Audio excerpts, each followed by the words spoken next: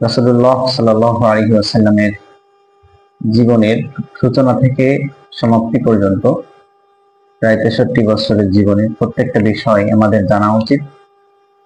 কেন জানা উচিত? যেহেতু আমরা রাসূল সাল্লাল্লাহু আলাইহি ওয়াসাল্লামকে অনুভূতিতে রাখি অথবা তার সুন্নাতগুলো যখন পালন করি, তখন যদি তাকে আমরা স্মরণ করতে পারি, তাহলে তার সুন্নাত পালনটা যথার্থ হবে। স্মৃতি বলবো, যে মূল মূল স্মৃতিগুলো বলবো, প্রত্যেকটা বছরের একটু একটু করে বলবো। এবং এগুলোতে কি হবে, যখন আমরা নামাজ পড়বো, যখন আমরা রাসূল সাল্লাল্লাহু আলাইহি ওয়াসাল্লামকে কল্পনায় আনার চেষ্টা করবো, চোখ বুঝলে আমরা রাসূলের ওই কল্পনাটা চিন্তা করতে পারবো। এই জন্য আমি ক্ষুদ্র ছোট থেকে শুরু করে শেষ পর্যন্ত বলার চেষ্টা করবো ইনশাআল্লাহ। যাক, আমি বলছি, যেহেতু আমি বলেছি আমি সুবক্তা না, আমি যতটুকু জানি ততটুকু শেয়ার করার চেষ্টা করতেছি, ভুল ত্রুটি মার্জনীয়। রাসূল সাল্লাল্লাহু আলাইহি ওয়াসাল্লামের জীবনীগুলোকে আমি কয়েকটি ভাগে ভাগ করেছি। দেখেন, আমার কাছে কিছু এই শীট আছে, আমি এটা লিখে আমার কম্পিউটার থেকে বের করেছি, ক্ষুদ্র একটা বিষয়। আর একটা হলো আমার এই ছোট একটা ডায়েরি, যেখানে আমি রাসূলের একেবারে প্রথম থেকে প্রত্যেকটা বিষয় অল্প অল্প করে একটু একটু করে লিখে লিখে সংগ্রহ করার চেষ্টা করছি। এছাড়া আর একটা ডায়েরি আছে, দুটো ডায়েরি আমার লিখেছে। এই ডায়েরির মধ্যে রাসূল সাল্লাল্লাহু আলাইহি ওয়াসাল্লামের জীবনী লিখে লিখে আমি শেষ করেছি। এখান থেকে আমি একেবারে সামারিটা বলার চেষ্টা করব, সারাংশ যেটা আছে এটা বলার চেষ্টা করব। রাসূল সাল্লাল্লাহু আলাইহি ওয়াসাল্লামের 63 বছরের জীবনী একটি খণ্ডিত একটা উপহার, জন্ম থেকে ওফাত পর্যন্ত। প্রথমে রাসূল সাল্লাল্লাহু আলাইহি ওয়াসাল্লামের জন্ম আমরা জানি 570 খ্রিস্টাব্দে। তিনি মক্কায় হাতিমুল ফিল বা হাতির বছরে জন্মগ্রহণ করেন মা আমিনার গর্ভে, এবং বাবা আব্দুল্লাহর ওরসে জন্মগ্রহণ করেন। জন্মের যখন রাসূল সাল্লাল্লাহু আলাইহি ওয়াসাল্লাম মাতৃগর্ভে আসে, তখনই তার বাবা আব্দুল্লাহ মারা যায়। এরপরে রাসূল সাল্লাল্লাহু আলাইহি ওয়াসাল্লাম পৃথিবীতে আসেন। এরপরে তার শৈশব, মানে প্রথমে আমি একটা সামারি বলতেছি, এরপরে একটু একটু করে বলবো। তার শৈশব কাটে দুধমা হালিমা সাদিয়ার কাছে তিনি লালিত হন। ছোট বয়সে পিতৃহারা ও মাতৃহারা হন। এরপরে 6 বছর বয়সে মা আমিনার মৃত্যুবরণ করেন। দাদা আব্দুল মুত্তালিবের দায়িত্ব নেন। 8 বছর বয়সে দাদা ইন্তেকাল করেন। এরপরে চাচা আবু তালিবের তত্ত্বাবধান থাকেন। 12 বছর বয়সে প্রথমবার শামের দিকে ব্যবসায়ের কাফেলায় সফর করেন। 15 বছর বয়সে ফিজার যুদ্ধে প্রত্যক্ষ তিনি করেন বা ফিজার যুদ্ধ দেখেন। 20 বছর বয়স যখন, তখন হিলফুল ফুজুল নামে মানবিক প্রতিশ্রুতির চুক্তিতে তিনি অংশগ্রহণ করেন। 25 বছর বয়সে খাদিজা রাদিয়াল্লাহু তাআলা আনহার ব্যবসায় অংশ নেন এবং বিয়ে সম্পন্ন করেন। 30 থেকে 35 বছর বয়স ব্যবসায়িক সততার কারণে আলামিন নামে তিনি পরিচিতি লাভ করেন। এরপরে 35 বছর বয়সে কাবা শরীফ পুনর্নির্মাণে অংশগ্রহণ করেন ও হাজরে আসওয়াদ স্থাপনে বিরোধ তিনি মিটিয়ে দেন। 40 বছর বয়সে 610 খ্রিস্টাব্দে হিরা গুহায় প্রথমে ওহী নাজিল হয় ইকরা দিয়ে, তখন তার নবুয়ত শুরু হয়। 43 বছর বয়সে প্রকাশ্যে ইসলাম প্রচার শুরু করে। 46 বছর বয়সে মক্কার কুরাইশের কঠোর বিরোধিতার কারণে মুসলমানদের উপরে অনেক নির্যাতন হয়। এরপরে 47 বছর বয়সে হিজরত ও ইথিওপিয়া বা আপনার যাকে বলা হয় হাবশা প্রথম গমন করে, মানে সাহাবারা। 49 বছর বয়সে আমুল হুজন বা দুঃখের বছর, যে বছরে খাদিজা রাদিয়াল্লাহু তাআলা আনহা ইন্তেকাল করেন। এছাড়া তার চাচা আবু তালিবও ইন্তেকাল করেন একই বছরে। এরপরে তাইফ সফর করেন, তাইফের ময়দানের ঘটনা তো আমরা সবাই জানি। এরপর 51 বছর বয়সে 622 খ্রিস্টাব্দে হিজরত করেন মদিনাতে এবং ইসলামিক সমাজ রাষ্ট্র ব্যবস্থা গড়ে তোলেন। এরপরে 53 বছর বয়সে বদর যুদ্ধ হয়। এরপরে 55 বছর বয়সে উহুদ যুদ্ধ হয়। 57 বছর বয়সে খন্দক যুদ্ধ হয়। 58 বছর বয়সে হুদায়বিয়ার সন্ধি হয়। 60 বছর বয়সে খয়বার বিজয় হয়। 61 বছর বয়সে মক্কা বিজয় হয়। 62 বছর বয়সে হুনাইনের যুদ্ধ হয় ও তাবুক অভিযান হয়। এবং 63 বছর বয়সে 632 খ্রিস্টাব্দে বিদায়ী হজ সম্পূর্ণ হয়। আরাফাতের ময়দানে শেষ খুতবা পড়েন। এরপরে সফর মাসে অসুস্থতা ও রবিউল আওয়াল মাসে রাসূল সাল্লাল্লাহু আলাইহি ওয়াসাল্লাম ওফাত হয়। এটা হচ্ছে একটা মানে মূল ছোট করে সামারি রাসূল সাল্লাল্লাহু আলাইহি ওয়াসাল্লাম জীবনের প্রথম থেকে শেষ পর্যন্ত। এরপরে বিস্তারিত আলোচনা করার চেষ্টা করি। বিস্তারিত মানে ওই বিস্তারিত না, যে এটাও সংক্ষিপ্ত, তবে এটা রাসূল সাল্লাল্লাহু আলাইহি ওয়াসাল্লামের প্রত্যেকটা বিষয় আদর্শগুলো আমরা জানতে পারবো। শুধু না একটাই বললাম। রাসূল সাল্লাল্লাহু আলাইহি ওয়াসাল্লামের প্রথম 10 বছরের কথা বলি আগে। প্রথম 10 বছর রাসূল সাল্লাল্লাহু আলাইহি ওয়াসাল্লামের প্রথম বছর যেমন রাসূল সাল্লাল্লাহু আলাইহি ওয়াসাল্লামের জন্ম হয় মক্কাতে, সম্মানিত কুরাইশ পরিবারে তিনি জন্মগ্রহণ করেন। আল্লাহ তাআলা সেই কুরাইশ সম্পর্কে একটা সূরাও দিয়েছেন, যে ইলাফি কুরাইশ ইলাফিহিম রিহলাতাশ শিতাই ওয়াস সাইফ। এই গোত্র এতই দামি করেছেন আল্লাহ তাআলা, সেই দামি একটা গোত্রকে রাসূল সাল্লাল্লাহু আলাইহি ওয়াসাল্লাম গোত্রে তিনি জন্মগ্রহণ করেন। জন্মের পূর্বে পিতার আব্দুল্লাহর মৃত্যু হয় এবং মা আমিনার কাছে তিনি থাকেন। জন্মের বছরকে বলা হয় আমুল ফিল বা হাতির বছর। তখন ইয়েমেনের রাজা আব্রাহাম হাতি সহ কাবা আক্রমণ করতে এসেছিলেন এবং আল্লাহ তাকে ধ্বংস করে দিয়েছিলেন। আল্লাহ তাআলা সেখানে কোরআনের মধ্যে বলছেন, আলাম তারা কাইফা ফাআলা রাব্বুকা বিআসহাবিল ফিল আলাম ইয়াজআল কাইদাহুম ফি তাদলিল। এই আয়াতের এই সূরা ফিলের মধ্যে আছে, তোমার রাসূল সাল্লাল্লাহু আলাইহি ওয়াসাল্লামকে বলেছিলেন বড় হলে, যে হে নবী তুমি দেখো নাই কিভাবে আমি হাতিগুলোকে ধ্বংস করে দিয়েছি বা হাতিওয়ালাদের ধ্বংস করে দিয়েছি। রাসূল সাল্লাল্লাহু আলাইহি ওয়াসাল্লামের উপর এই সূরা নাযিল করে তাকে ঘটনা জানিয়েছিলেন। যেহেতু রাসূল সাল্লাল্লাহু আলাইহি ওয়াসাল্লাম তখন গর্বে ছিলেন, তিনি তো দেখেন নাই, তাই আল্লাহ তাআলা সূরা ফিলের মধ্যে জানিয়ে দিয়েছেন যে আমি হাতিগুলোকে ধ্বংস করে দিয়েছি। এরপর দ্বিতীয় বছর আরব নীতি অনুযায়ী শিশুকে মরুভূমির দুধমার কাছে লালন পালন করতে হয়, তাই হালিমাতুস সাদিয়ার কাছে লালন পালনের জন্য দায়িত্ব দেওয়া হয় এবং হালিমার ঘরে গিয়ে তার অশেষ বরকত নিয়ে আসেন। এরপর তৃতীয় বছর মরুভূমিতে বেড়ে ওঠেন। হালিমার পরিবার তাকে অত্যন্ত ভালোবাসত। রাসূল সাল্লাল্লাহু আলাইহি ওয়াসাল্লাম তখনও হালিমার কাছেই ছিলেন। 4 বছর বয়সে যখন শরীরে ছেদন বা শরীরে 4 বছর বয়সে রাসূল সাল্লাল্লাহু আলাইহি ওয়াসাল্লামের শরীরে যখন ছেদন হয়েছিল, ওই যে যখন তাকে ফেরেশতারা যখন বুক চিরে ফেলেছিল তার সকল খারাপ ইগুলোকে ধ্বংস করার জন্য, ধুয়ে ফেলার জন্য, এটা দেখার পরে দুজন ফেরেশতা এসে তার বুকে যে হৃদয় থেকে শয়তানের অংশ বের করে দিয়ে পরিষ্কার করে দেন। হালিমা দেখে ভয় পেয়ে যায় এবং তাকে মায়ের কাছে ফিরিয়ে দিয়েছেন 4 বছর বয়সে। যখন 5 বছর বয়স মায়ের কাছে তখন ফিরে আসেন, মা তাকে নিয়ে মদিনায় নানা নানির কবর জিয়ারত করতে যান। ফেরার পথে আবওয়া নামক স্থানে মা আমিনা ইন্তেকাল করেন। এই 6 বছর বয়সে মা আমিনার মৃত্যু হলো। 6ষ্ঠ বছর এতিম শিশু হিসেবে দাদার কাছে বড় হতে থাকেন। দাদা আব্দুল মুত্তালিব তাকে অত্যন্ত স্নেহ করতেন এবং মসজিদুল হারামে বসার অনুমতি দিতেন। এটা 6 বছর বয়সের কথা। 7ম বছর দাদাও মারা যান, চাচা আবু তালিব তত্ত্বাবধানে আসেন। 8ম বছরে আবু তালিবের পরিবারের সাথে জীবনযাপন শুরু করেন। চাচার সাথে ব্যবসা শিখতে থাকেন অথবা ব্যবসা করেন। 9ম বছর বয়সে ব্যবসায়ী কাফেলার সাথে ভ্রমণের অভিজ্ঞতা হয়। দায়িত্বশীল, সততা, বুদ্ধিমত্তার পরিচয় দিয়ে তিনি ব্যবসা শুরু করেন। 10ম বছরে ধীরে ধীরে মক্কার সমাজে পরিচিত হতে থাকেন।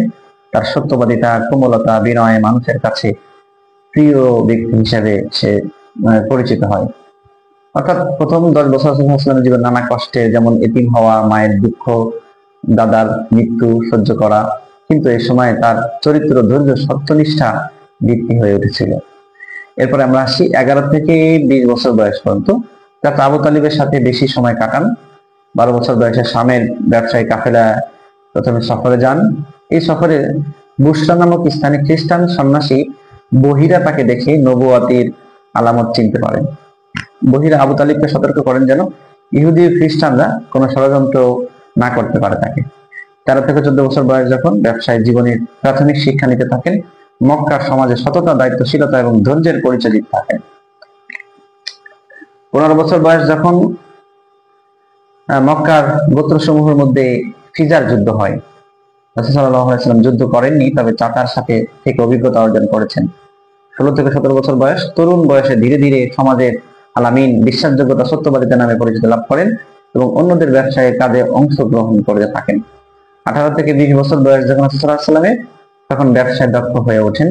মক্কার সমাজে দুর্বলদের রক্ষায় গঠিত এক গুরুত্বপূর্ণ চুক্তি হিলফুল ফুজুল তিনি অংশগ্রহণ করেন এবং সেই চুক্তিতে তিনি অন্যায়ের বিরুদ্ধে দাঁড়ানো এবং অত্যাচারীদের সাহায্যের প্রতিশ্রুতি দিয়ে থাকেন তিনি, এবং হিলফুল ফুজুল গঠন করেন। রাসূল সাল্লাল্লাহু আলাইহি ওয়াসাল্লাম পরবর্তীতে নবী হওয়ার পরেও বলেছিলেন, আমি যদি এখনো সেই চুক্তিতে আমাকে ডাকা হতো, অবশ্যই আমি সাড়া দিতাম। অর্থাৎ রাসূল সাল্লাল্লাহু আলাইহি ওয়াসাল্লাম 11 থেকে 20 বছর বয়স পর্যন্ত আসলে সততা, ধৈর্য, ন্যায়পরায়ণতা উজ্জ্বল দৃষ্টান্ত হয়ে ওঠেন। এই সময় মক্কার সমাজ তাকে আলামিন নামে ডাকা শুরু করে, যা পরবর্তী জীবনে তার দাওয়াতের কাজে বিরাট ভূমিকা রাখে। অর্থাৎ রাসূলুল্লাহ সাল্লাল্লাহু আলাইহি ওয়াসাল্লামের 20 বছর বয়স পর্যন্ত আমরা বললাম। এরপরে হচ্ছে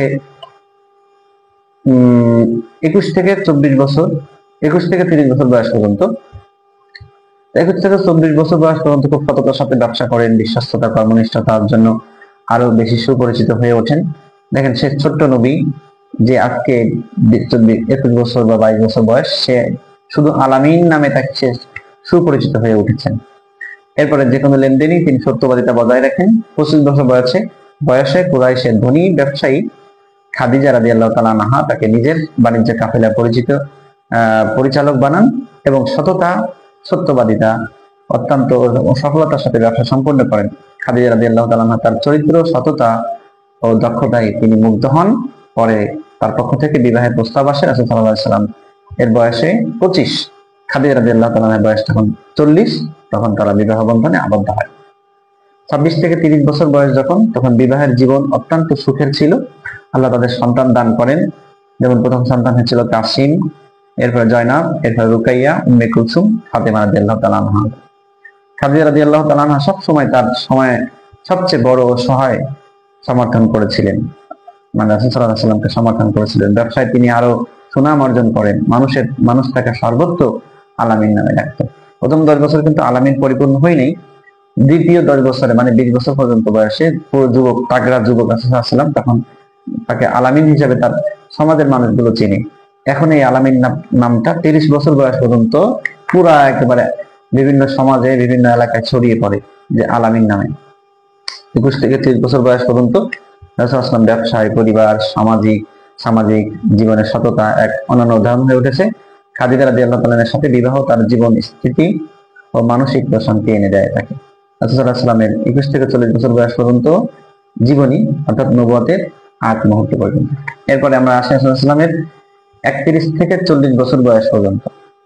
31 থেকে 40 বছর বয়স যখন, 31 থেকে 34 বছর বয়স, ব্যবসায়িক সত্যবাদিতার জন্য আরো বেশি সম্মান অর্জন করেন। রাসূল সাল্লাল্লাহু আলাইহি ওয়াসাল্লাম ধীরে ধীরে কিন্তু একজন শ্রেষ্ঠ মানুষ হয়ে উঠতেছেন। তিনি একজন নবী হবেন, এটাই তার প্রমাণ। সমাজে যে কোনো বিবাদ মেটাতে তাকে ডাকা হতো। পারিবারিক জীবনে খাদিজা রাদিয়াল্লাহু তাআলা শান্তিপূর্ণ সময় অতিবাহিত করেন তিনি স্ত্রীর সাথে। 25 বছর বয়স যখন কাবা শরীফে পুনর্নির্মাণ করা হয়, হাজরে আসওয়াদ একটা কালো পাথর ছিল সেখানে। এই পাথরকে কাবায় দেওয়ালে বসানো নিয়ে কুরাইশদের গোত্রের মধ্যে একটা বিরোধিতা শুরু করে, বা একটা গন্ডগোল বা ফাসাদ হওয়ার সম্ভাবনা থাকে। সবাই একে অন্যকে মানতে চাচ্ছিল না, যুদ্ধের উপক্রম হয়। রাসূল সাল্লাল্লাহু আলাইহি ওয়াসাল্লাম বুদ্ধি করে সবাইকে ডেকে বলে, ঠিক আছে, পাথরটা একটা কাপড়ের উপর দেন, এরপরে 4 কোণা ধরে একসঙ্গে এই মানে স্থাপন করার জন্য বলেন। এতে সবাই খুশি হয় এবং তার বুদ্ধিমত্তা ও ন্যায়বোধ মুগ্ধ হয়ে যায় সবাই। রাসূল সাল্লাল্লাহু আলাইহি ওয়াসাল্লাম একে একে পরিচিত হয়ে উঠতেছেন। 36 থেকে 39 বছর বয়স, সমাজে তার নাম হয় আলামিন, অত্যন্ত বিশ্বস্ত। আর একটা নাম হয়, সেটা হচ্ছে আস-সাদিক, এটা সত্যবাদী। তাকে মক্কার সমাজের অন্যায়, মূর্তি পূজা, নারীদের প্রতি অবিচার, সুদ, শোষণ তাকে খুব কষ্ট দিত। তিনি মানুষের মাঝে ন্যায় বিচার প্রতিষ্ঠার স্বপ্ন দেখতেন। তিনি ভালো একটা সমাজ ব্যবস্থা করার জন্য স্বপ্ন দেখতেন, কিভাবে মানুষগুলোকে এইসব মূর্তি পূজা, নারীদের প্রতি অবিচার, সুদ, শোষণ সমস্ত কিছু যখন তাকে কষ্ট দিত, তিনি চাইতেন কিভাবে একটি ভালো সমাজ প্রতিষ্ঠা করা যায়। তাই তিনি একাকী চিন্তা ভাবনার জন্য প্রায় হেরা গুহায় চলে যেতেন এবং সেখানে ধ্যানমগ্ন হয়ে স্রষ্টার কাছে শান্তি খুঁজতেন, সমাজে মানুষ কিভাবে শান্তি ফিরিয়ে আনা যায়। 40 বছর বয়স যখন নবুয়তের সূচনা হয় 610 খ্রিস্টাব্দে রমজান মাসে হেরা গুহায় তিনি একই অন্য দিনের মতো ওই সমাজকে প্রতিষ্ঠা করার জন্য তিনি চিন্তায় থাকতেন, ধ্যানে মগ্ন ছিলেন। জিবরাইল আলাইহিস সালাম এসে ওহী নিয়ে আসেন এবং বলেন, ইকরা, আপনি পড়েন, বিসমি রাব্বিকাল্লাযী খালাক, আল্লাহর নামে যিনি আপনাকে সৃষ্টি করেছেন। ঘরে ফিরে খাদিজা রাদিয়াল্লাহু তাআলা আনহা তাকে শান্ত করেন এবং তার প্রথম মুহাম্মদ সাল্লাল্লাহু আলাইহি সাল্লামের দাওয়াত গ্রহণ করেন। এভাবেই নবুয়তের দায়িত্ব শুরু হয়। অর্থাৎ 30 থেকে 40 বছর বয়স পর্যন্ত রাসূল সাল্লাল্লাহু আলাইহি ওয়াসাল্লামের জীবন ছিল প্রস্তুতির সময়। ব্যবসায় সততা, সামাজিক ন্যায়বোধ আর মনের গভীর চিন্তা ভাবনা তাকে নবুয়তের মহা দায়িত্ব গ্রহণের উপযোগী করে তুলেছিল। আরো 40 বছরে তার জীবনে আসে সর্বশ্রেষ্ঠ মুহূর্ত বা নবুয়তের ঘোষণা। এরপর আমরা রাসূল সাল্লাল্লাহু আলাইহি ওয়াসাল্লামের 41 থেকে 50 বছর বয়স। 41 বছরে প্রথম ওহী যখন আসে তখন রাসূল সাল্লাল্লাহু আলাইহি ওয়াসাল্লাম দায়িত্ব গ্রহণ করেন। গোপনে গোপনে কাছের আত্মীয় এবং বন্ধুদের মাঝে ইসলাম প্রচার করেন। যখন ওহীটা আসে তার কাছে গোপনে এগুলো প্রচার করেন, যেহেতু তিনি ভয় পাচ্ছিলেন যে সেই সময় তো এটা কেউ জানে না, যদি কেউ তার কাছে ঘোষণা দেয়।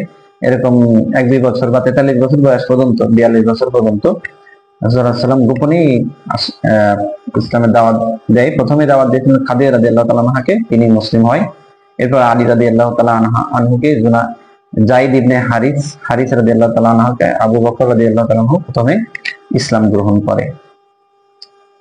এরপরে 43 বছর বয়স, দাওয়াত ধীরে ধীরে প্রসারিত হতে থাকে। 3 বছরের মতো গোপনে দাওয়াত চলতে থাকে এবং বিশ্বাসযোগ্য বন্ধু সৎ মানুষেরা প্রথম ইসলাম গ্রহণ করে। 44 বছর বয়স যখন আল্লাহর নির্দেশে প্রকাশ্যে দাওয়াত শুরু করেন। প্রথমে নিজেদের গোত্রকে আহ্বান করেন। কুরাইশ নেতারা বিরোধিতা শুরু করে, তাকে উপহাস এবং মিথ্যুক বলে ডাকতো তাকে। 45 থেকে 46 বছর বয়স যখন বিরোধিতা বেড়ে যায়, মুসলমানদের নির্যাতনের শিকার হতে থাকে। অনেক সাহাবাকে অত্যাচার করায়, বিশেষ করে রাসূল সাল্লাল্লাহু আলাইহি ওয়াসাল্লামকে নির্যাতন করতে পারে না, যেহেতু তার চাচা আবু তালিব ছিল গোত্রের একজন নেতা, তাই রাসূল সাল্লাল্লাহু আলাইহি ওয়াসাল্লামকে বেশি নির্যাতন করতে পারে না। মূলত নির্যাতন করছে যারা মুসলিম হয়েছিল, যেমন বিলাল রাদিয়াল্লাহু তাআলা আনহুকে করেছিল নির্যাতন। এছাড়া আর যেমন করেছিল ইয়াসিরের পরিবারকে করেছিল, সুমাইয়া রাদিয়াল্লাহু তাআলা আনহাকে করেছিল। এ সময় প্রথম হিজরত ঘটে ইথিওপিয়াতে, মানে যারা মুসলমান হয়েছিল তারা ইথিওপিয়া বা হাবশায় মুসলমানদের হিজরত ঘটে। 47 থেকে 48 বছর বয়সে ইসলামের বার্তা মক্কার বাইরে ছড়াতে শুরু করে। কুরাইশরা অবরোধ আরোপ করে এবং মুসলমানদের শিবিরে আবু তালিব, যেটা পাহাড়ের গুহায় ছিল, এটা কষ্টকর জীবন যাপন করে। রাসূল সাল্লাল্লাহু আলাইহি ওয়াসাল্লাম প্রায় 3 বছর সেখানে আটকা ছিলেন এবং ক্ষুধা তৃষ্ণায় রাসূল সাল্লাল্লাহু আলাইহি ওয়াসাল্লাম কষ্ট পেতে থাকেন। 49 বছর বয়সে আবুল হুজন বা দুঃখের বছর বলা হয়, যখন রাসূল সাল্লাল্লাহু আলাইহি ওয়াসাল্লাম বয়স 49 বছর, তখন তাকে যারা বেশি ভালোবাসতো, রাসূল সাল্লাল্লাহু আলাইহি ওয়াসাল্লাম যখন বাইরে যেতেন, মানুষের বেশি কথা শুনতেন, বলতো, রাসূল সাল্লাল্লাহু আলাইহি ওয়াসাল্লামকে কষ্ট দিতেন, ব্যথা পেতেন। রাসূল সাল্লাল্লাহু আলাইহি ওয়াসাল্লাম কষ্টগুলো যখন বাসায় আসতেন, তার স্ত্রী খাদিজা তাকে সান্ত্বনা দিয়ে, ইন্সপায়ার করে, অনুপ্রেরণা দিয়ে তাকে আবার ভালো একটা মানসিক প্রশান্তি দিতে পারতেন। সেই আপনজন খাদিজার মৃত্যু হয়ে যায় রাদিয়াল্লাহু তাআলা আনহা। এছাড়া যার ভয়ে রাসূল সাল্লাল্লাহু আলাইহি ওয়াসাল্লামকে একটা ফুলের টোকাও দিতে পারে নাই, রাসূল সাল্লাল্লাহু আলাইহি ওয়াসাল্লামকে কেউ বেশি কথা বলতে পারে নাই, যেহেতু তিনি একজন কুরাইশের নেতা ছিল, আবু তালিব। সে আবু তালিবের মৃত্যু একই বছরে যখন খাদিজার মৃত্যু হয়, আবু তালিবের মৃত্যু হয়, রাসূল সাল্লাল্লাহু আলাইহি ওয়াসাল্লাম খুব অসহায় হয়ে পড়ে। এজন্য আমুল হুজন বা দুঃখের বছর বলা হতো। তাই দুই মহান সহায়ক খাদিজা এবং তার চাচা আবু তালিবের একই বছর ইন্তেকাল করেন, তাই এই বছরকে বলা হয় আবুল হুজন বা দুঃখের বছর। এরপরে তিনি তায়েফ সফর করেন, সেখানেও তিনি কষ্টদায়ক বিষয়ে অভিজ্ঞতা অর্জন করে, কিন্তু সেখানে মানুষ তাকে বিদ্রুপ বা পাথর নিক্ষেপ করেছিল এবং কষ্ট দিয়েছিল। আবার তিনি কষ্ট পেতে শুরু করেন। 50 বছর বয়সে তাকে সান্ত্বনা দিতে এক মহা মিরাজ ঘটনা ঘটে। ইসরা বা মিরাজ, এক রাতে তাকে মিরাজে নিয়ে যাওয়া হয় এবং রাসূল সাল্লাল্লাহু আলাইহি ওয়াসাল্লামকে আল্লাহর সাক্ষাতে নিয়ে যাওয়া হয়। অর্থাৎ 41 থেকে 50 বছর বয়সে রাসূল সাল্লাল্লাহু আলাইহি ওয়াসাল্লামের দাওয়াতে জীবন ছিল অত্যন্ত কঠিন। নির্যাতন, অবরোধ, প্রিয়জনের মৃত্যু, সব কষ্ট সহ্য করে ধৈর্য ঈমানের সাথে দাওয়াত চালিয়ে যান।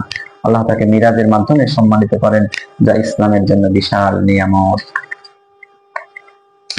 এরপরে আসি আমরা রাসূল সাল্লাল্লাহু আলাইহি ওয়াসাল্লামের 51 থেকে 60 বছর বয়স।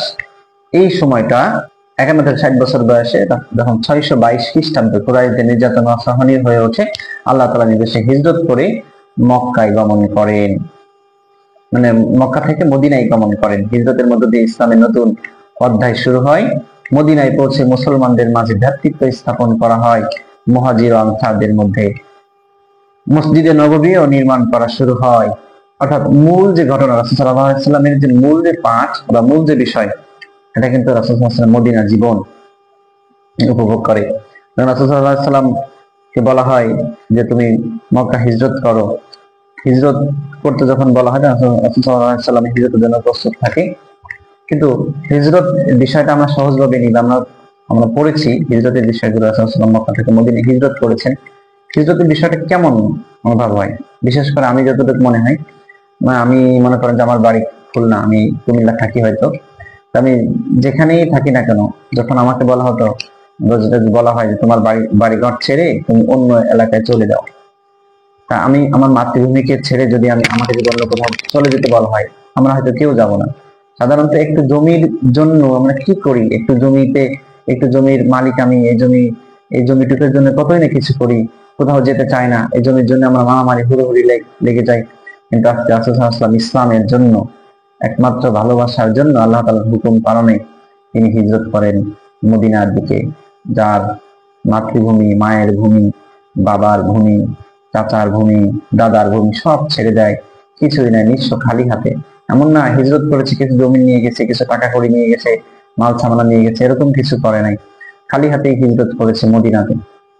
অর্থাৎ মদিনায় হিজরতের বিষয়টা কি হলো, যখন রাসূল সাল্লাল্লাহু আলাইহি ওয়াসাল্লাম নবুয়ত পেলেন, মদিনার কিছু লোক, সে সময় তো মদিনায় ইহুদিরাই ছিল বেশি, তাই মদিনার কিছু ইহুদি আপনার মক্কায় আসে। সে সময় তো হজ করতো সবাই, হজ আসলে সে সময় মানুষ করতো নিজেকে দামি বানানোর জন্য, আর হজ তখনই নিজেকে মানে সমাজের শ্রেষ্ঠ ব্যক্তি হওয়ার জন্য হজ করতো, এবং এটা একটা সোশ্যাল স্ট্যাটাস বাড়তো হজ করার জন্য।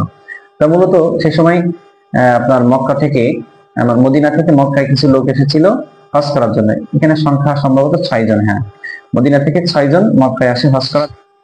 ওই 6 জন যখন হজ করার জন্য আসে, তখন রাসূল সাল্লাল্লাহু আলাইহি ওয়াসাল্লাম আরো খবর পায় যে যখন এখানে নবুয়ত প্রাপ্ত হয়েছে একজন ব্যক্তি নবুয়ত প্রাপ্ত হয়েছে, তখন তারা বুঝতে পারে আল্লাহ তাআলা তাদেরকে হয়তো মধ্যে ঈমান দিয়ে দেয়। কিছু কিছু ব্যক্তি, আরো অনেকে এসেছিল, মূলত সবাই শুনে যে শেষ নবী এসে গেছে, তিনি শেষ নবী, তখন বলে না শেষ নবী তো ইহুদিদের মধ্যে আসবে, শেষ নবী কেন একজন আরবের, সেই সময় মক্কাটাকে ভাবা হতো গ্রাম্য এলাকা, মক্কার শহরটাকে ভাবা হতো নরবুরে বা অশিক্ষিত। মূলত মক্কা শহর ছিল স্থাপত্যের দিক থেকে শ্রেষ্ঠ, যেহেতু সেখানে কাবাঘর ছিল, এই জন্য স্থাপত্যের দিক থেকে শ্রেষ্ঠ। শিক্ষিত দিক থেকে মূলত বেশি ছিল হচ্ছে মদিনা। তা মদিনার লোকেরা, ইহুদিরা অনেক শিক্ষিত, অনেক জ্ঞানী, অনেক পণ্ডিত, কিন্তু মক্কা সেই সময় স্থাপনায় ছিল শ্রেষ্ঠ, অথবা তাদের মধ্যে অত শিক্ষা দীক্ষা ছিল না। তো বলছে একটা অশিক্ষিত পরিবারে বা অশিক্ষিত অঞ্চলে একজন নবী পাঠাবে, কিছু কিছু লোকের মেনে নিতে পারে, হজনা করে চলে গিয়েছে। কিন্তু 6 জন ব্যক্তি ওই রাসূলের সঙ্গে সাক্ষাৎ করতে গিয়েছে, যে বলেছে আপনার কাছে নাকি নবুয়তি এসেছে বা আপনি নবী হয়েছেন। তখন রাসূলের সঙ্গে কিছু সময় কথা বলে তারা বুঝতে পেরেছে হ্যাঁ ইনি শেষ নবী, এবং সেই 6 জন মুসলমান হয়ে গেছে। ওই 6 জন যখন মুসলমান হলো, তারা মদিনায় ফিরে গেল। যাওয়ার পরে তারা তাদের পরিবার বা আশেপাশের বন্ধু বান্ধব বলল, হ্যাঁ সত্য নবীকে আমরা দেখে এসেছি, আসলে শেষ নবী চলে এসেছে। পরের বছর যখন আবার হজ করতে আসলো, আসার পরে আবার ওদেরকে নিয়ে যখন আবার কিছু ব্যক্তি আবার আসলো, ওই 6 জন আসলো, পাশাপাশি আরো কয়েকজন আসলো। আসার পরে যারা শুনেছিল যে সত্য নবীকে দেখবে, 1 বছর অপেক্ষা করতে হয়েছিল তাদেরকে, যেহেতু তারা শুনছিলেন শেষ নবী আসছে, কিন্তু তারা তো হজ করা শেষ, আবার পরের বছর হজের সময় দেখতে পাবে। পরের বছর যখন হজ করতে আসলো, আরো 6 জন যুক্ত হলো, এবং ওই 6 জন রাসূলের কাছে গেল, রাসূলের কাছে, এবং তারাও মুসলমান হয়ে গেল। সুবহানাল্লাহ। এরকম মানে 12 জন হলো, 6 জন থেকে 12 জন। এরপরে কিছুদিন যাওয়ার পরে ওই 12 জন যখন মদিনায় ফিরে গেল, আবার রাসূল সাল্লাল্লাহু আলাইহি ওয়াসাল্লামের সুনাম ভালো কিছু বলতে থাকলো, শেষ নবী এসে গেছে। আল্লাহ তাআলা অনেকের মধ্যে জ্ঞান দিয়ে দিল, এবং তারা যখন পরবর্তী বছর আসলো, 70 জন মদিনার ব্যক্তি, 70 জন মুসলমান হল। সুবহানাল্লাহ। এই দেখেন মদিনায় 70 জন মুসলমান, আর রাসূল সাল্লাল্লাহু আলাইহি ওয়াসাল্লাম মক্কায় দাওয়াত দিতে দিতে 100 জনের মতো মুসলমান তার পথে আনতে পেরেছিলেন। 100 জনের মতো, 170 জন, তখন সারা পৃথিবীতে কিন্তু 170 জনই মুসলমান। যখন 100 জন মুসলমান মক্কায় ছিল আর 70 জন ছিল মদিনায়, তখন তাদের মধ্যে একটা চুক্তি হলো, এটা বলা যেতে পারে আপনার কি চুক্তি, আচ্ছা তাদের মধ্যে একটা আকাবার চুক্তি হলো। হ্যাঁ, আকাবার চুক্তি হলো, আকাবার দ্বিতীয় শপথ যেটাকে বলা হয়, সেখানে 70 জন ছিল আর কি ওই চুক্তিতে। এবং মুসলমান মানে মদিনার 70 জন মুসলমান আর মক্কার কিছু মুসলিম এক জায়গায় চুক্তি করলো যে রাসূল সাল্লাল্লাহু আলাইহি ওয়াসাল্লাম মদিনায় যাবে, এবং মদিনায় গিয়ে সেখানে তার বিষয়গুলো সেখানে থাকবে, এবং সেখানে তার জায়গা দিবে। এই চুক্তি হলো, অনেক কিছু থাকলো চুক্তিতে। রাসূল সাল্লাল্লাহু আলাইহি ওয়াসাল্লাম চুক্তি মতে পরবর্তী কিছুদিন পর রাসূলুল্লাহ সাল্লাল্লাহু আলাইহি ওয়াসাল্লাম মদিনায় হিজরত করলেন। মদিনায় সবাই একে একে চলে গেলেন। মদিনায় একেবারে প্রথম থেকে শুরু করে প্রথমে যিনি মদিনায় হিজরত করলেন তিনি ছিলেন আবু সালামা এবং উম্মে সালামা এবং তার পরিবার। এরকম ভাবে একে একে করে প্রায় 100 জনের মতো গেলেন। সর্বশেষ রাসূল সাল্লাল্লাহু আলাইহি ওয়াসাল্লাম সেখানে গেলেন এবং সর্বশেষ ওমর রাদিয়াল্লাহু তাআলা আনহু যখন তিনি হিজরত করবেন, তিনি একটু ঢাক ঢোল বাজায়, সবাই কিন্তু হিজরত করছে গোপনে গোপনে, কারণ মদিনা থেকে অনেকে বের হতে পারতো না, মানে দুঃখিত, মক্কা থেকে কেউ বের হতে পারতো না। ওরা রাত্রেবেলা বেশিরভাগ হিজরত করতো, যখন সবাই ঘুমিয়ে যেত তারা রাত্রেবেলা হিজরত করে মদিনায় পৌঁছাতো। তারা রাসূলুল্লাহ সাল্লাল্লাহু আলাইহি ওয়াসাল্লাম হিজরত ছিল রাত্রেবেলা। রাসূলুল্লাহ সাল্লাম আবু বকরের সঙ্গে নিয়ে তিনি হিজরত করেছেন। কিন্তু সর্বশেষ যিনি হিজরত করেছেন তিনি ছিলেন হযরত ওমর রাদিয়াল্লাহু তাআলা আনহু। তিনি আর গোপনে হিজরত করে নাই, তিনি ঢাক ঢোল বাজিয়ে মক্কায় সাত পাক খেয়ে বলতেছে, আমি মদিনায় যাচ্ছি, কোনকে বাপের বেটা আছে আসো, তোমরা আমাকে ঠেকাও বা আমাকে সে হিজরত থেকে আমাকে মদিনা যাওয়া থেকে বাঁচা। যেহেতু ওমর রাদিয়াল্লাহু তাআলা খুব শক্তিশালী, তাকে কেউ কিছু বলতে আসে নাই, তিনি একেবারে জনসম্মুখে তিনি হিজরত করে মদিনার দিকে গমন করেন। রাসূলুল্লাহ সাল্লাল্লাহু আলাইহি ওয়াসাল্লাম যে হিজরত করেছিলেন আমরা জানি যে যখন তিনি হিজরত করেছিলেন আবু বকর সঙ্গে নিয়ে, এই হিজরতের আসলে প্রত্যেকটা ভিতরে অনেক কাহিনী আছে। আমি মূলত একটু বলে যাচ্ছি শুধুমাত্র মূল বিষয়টা বলার জন্য। দীর্ঘ সময় আমি চাচ্ছি যে 1 ঘন্টার ভিতরে আমার এটা শেষ করার জন্য। এরপর যখন হিজরত করে যখন সে প্রতিমধ্যে হিজরতে বাধা দিতে চেয়েছিল সুরাকা নামে একজন ব্যক্তি, সে বলেছিল যদি কেউ রাসূলকে ধরে আনতে পারে তাহলে 100টা উট দেওয়া হবে। রাসূল সাল্লাল্লাহু আলাইহি ওয়াসাল্লামকে হিজরত করতে দেবে না বিদে রাতের বেলা বাধা দিয়েছিল। সুরাকা 100টা উটের লোভে সেখানে গিয়েছিল, কিন্তু পারেনি। রাসূল সাল্লাল্লাহু আলাইহি ওয়াসাল্লাম কোনো এক সময় মদিনায় পৌঁছায় যান এবং মদিনায় পৌঁছানোর পরে সেখানে রাসূল সাল্লাল্লাহু আলাইহি ওয়াসাল্লামের জীবন আরেকটা শুরু হয়। আসলে মক্কা জীবন ছিল রাসূল সাল্লাল্লাহু আলাইহি ওয়াসাল্লামের ট্রেনিং সেন্টার, যেখানে রাসূল সাল্লাল্লাহু আলাইহি ওয়াসাল্লাম প্রশিক্ষণ নিয়েছেন এবং ট্রেনিং দিয়েছেন। তিনি ধৈর্য ধারণ করেছেন, সবর করেছেন। আর রাসূল সাল্লাল্লাহু আলাইহি ওয়াসাল্লামের মদিনা জীবন ছিল যুদ্ধ সেন্টার, কারণ মক্কা জীবনে তিনি ট্রেনিং করেছেন, তিনি অপমান সহ্য করেছেন, তিনি মার সহ্য করেছেন, কষ্ট সহ্য করেছেন। আজকে তিনি মদিনায় এসেছেন, আজকে তিনি যুদ্ধের দামামা তিনি বাজাবেন, অথবা তিনি যুদ্ধ করবেন, অথবা তিনি যুদ্ধ সেন্টার হিসেবে মদিনাকে বেছে নিয়েছেন। অর্থাৎ 13 বছর মক্কায় ট্রেনিং করেছেন, 10 বছর মদিনায় যুদ্ধ করেছেন। ট্রেনিংটা করেছেন বেশি, তাই যুদ্ধটা ভালো হয়েছে হয়তো। এই জন্য রাসূল সাল্লাল্লাহু আলাইহি ওয়াসাল্লাম মদিনার জীবন হচ্ছে আসল জীবন। এই জীবনটাই আমরা খুব ভালোভাবে দেখার চেষ্টা করব। রাসূল সাল্লাল্লাহু আলাইহি ওয়াসাল্লামের এই মদিনার জীবনটা হয়তো অনেক সময় নেবে আমাদেরকে, কিন্তু রাসূল সাল্লাল্লাহু আলাইহি ওয়াসাল্লাম মদিনার জীবনই আমাদের জীবনে আদর্শের জীবন। রাসূল সাল্লাল্লাহু আলাইহি ওয়াসাল্লাম মক্কার জীবনটা হচ্ছে কষ্টের জীবন, কষ্ট পাওয়া, রাসূল সাল্লাল্লাহু আলাইহি ওয়াসাল্লামের ধৈর্য ধারণ করা।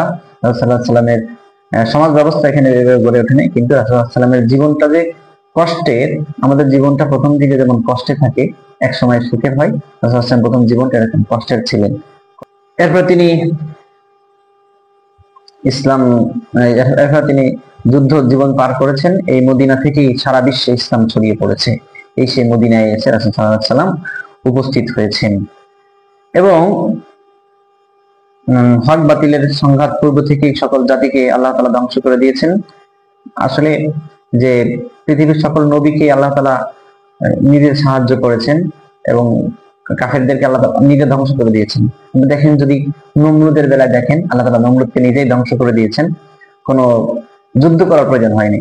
এরপরে যখন মুসা আলাইহিস সালামের বিষয়টা দেখেন, মুসা আলাইহিস সালাম যখন বিপদে পড়েছেন, আল্লাহ তাআলা ফিরআউন জাতিকে ধ্বংস করে মুসা আলাইহিস সালামকে বাঁচিয়েছেন। আবার যখন নূহ আলাইহিস সালাম যখন সমস্যায় পড়েছেন, তার জাতিকে আল্লাহ তাআলা ধ্বংস করে দিয়ে নূহ আলাইহিস সালামকে বাঁচিয়েছেন। অর্থাৎ প্রত্যেক নবীকে আল্লাহ তাআলা নিজে বাঁচিয়েছেন। আবার দেখেন ঈসা আলাইহিস সালাম যখন সমস্যায় পড়েছেন, আল্লাহ তাআলা তার কাছে তুলে নিয়েছেন। অর্থাৎ প্রত্যেক নবীকে আল্লাহ তাআলা নিজে সহযোগিতা করেছেন, সাহায্য করেছেন। কোন নবী নিজের থেকে পরিশ্রম বা নিজের থেকে যুদ্ধ করতে হয়নি, কিন্তু আমাদের নবী করিম সাল্লাল্লাহু আলাইহি সাল্লামকে যুদ্ধ শিখিয়েছেন এবং বলেছেন ইসলামকে প্রতিষ্ঠা এভাবেই করতে হয়।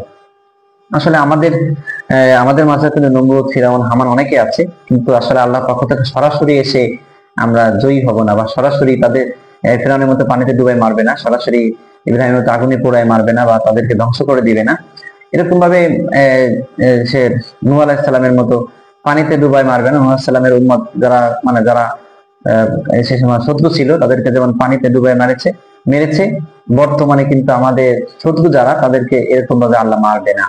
আমাদেরকে আল্লাহ তাআলা যুদ্ধ করতে বলেছেন। এই মদিনার জীবন হচ্ছে সেই শিক্ষা জীবন।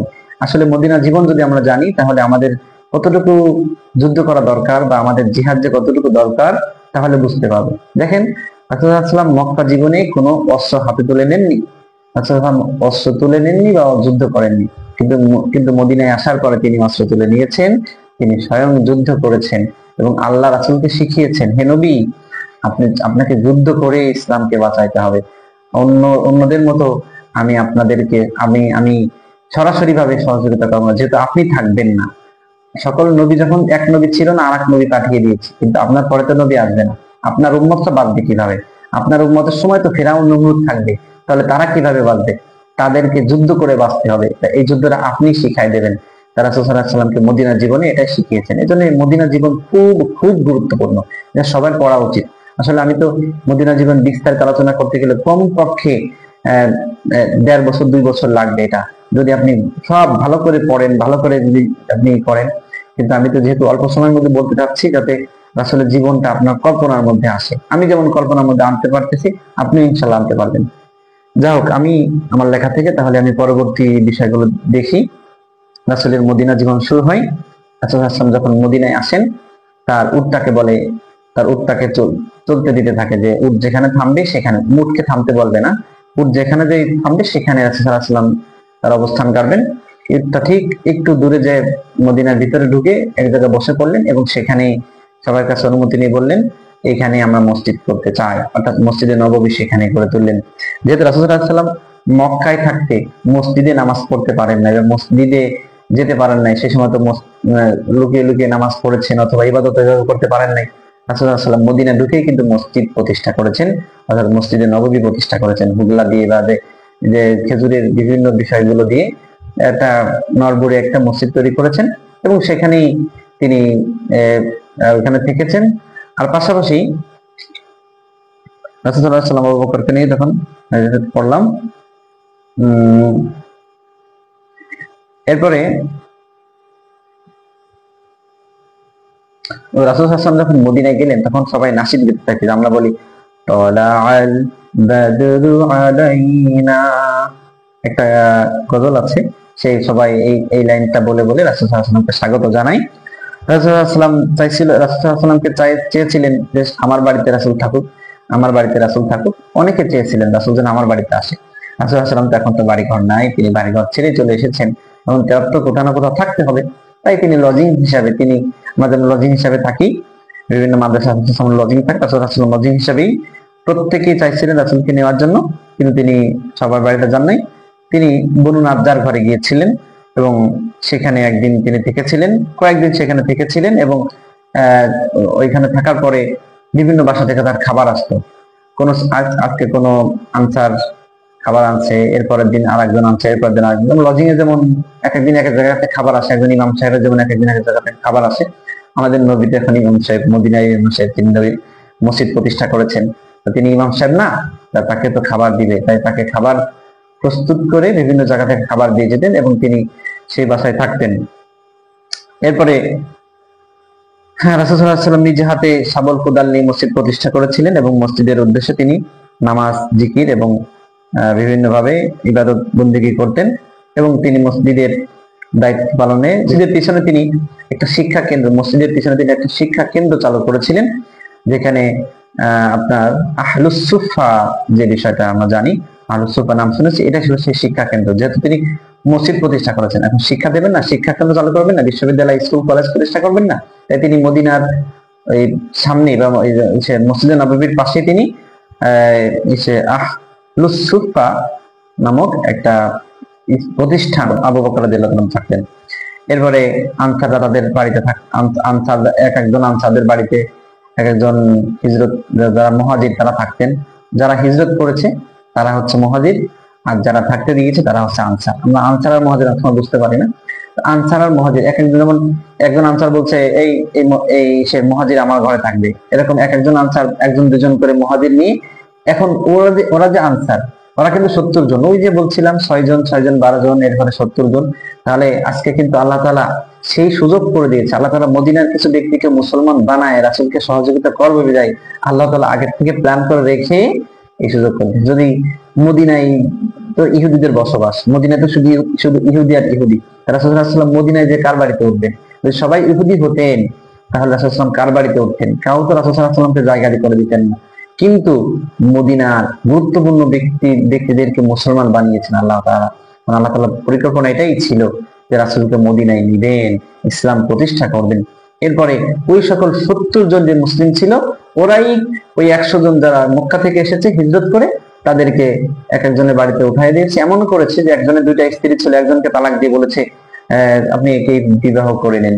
অর্থাৎ এমন ভাবে তারা সহযোগিতা করেছে। এবং আনসার আর মুহাজির খুব গুরুত্বপূর্ণ, খুব গুরুত্বপূর্ণ।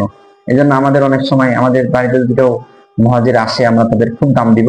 আমরা আনসার হব, অনেক সময় দাওয়াতি মেহমানরা আমাদের কাছে আসবে, আমরা তাদেরকে আনসারের মতো বা তাদেরকে মুহাজির হিসেবে দাম দেবো। আল্লাহ তাআলা রাসূল সাল্লাল্লাহু আলাইহি ওয়াসাল্লামের কাছে এই দুজন ব্যক্তি খুবই প্রিয়। এরপরে সালমান ফার্সি আবু দারদা রাদিয়াল্লাহু আনহু বাড়িতে আসেন। আনসারগণ মুহাজিরদের মধ্যে ভ্রাতৃত্ব বন্ধন সৃষ্টি হয়।